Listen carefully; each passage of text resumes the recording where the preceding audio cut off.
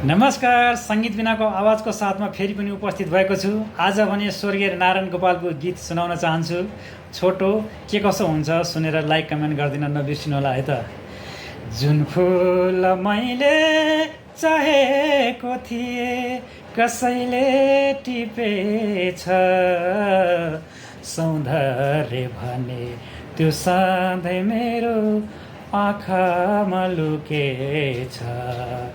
जुन फुल मैले चाहेको थिएँ कसैले टिपेछ, सौन्दर्य भने त्यो सधैँ मेरो आँखामा लुकेछ।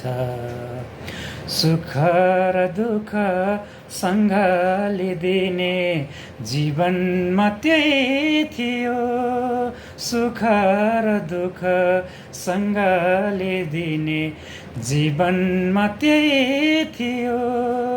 दिनरात अब मदेखि टाढा भएर गइदियो।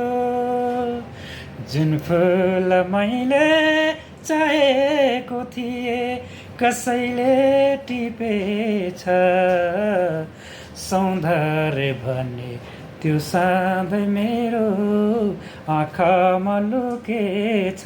धन्यवाद।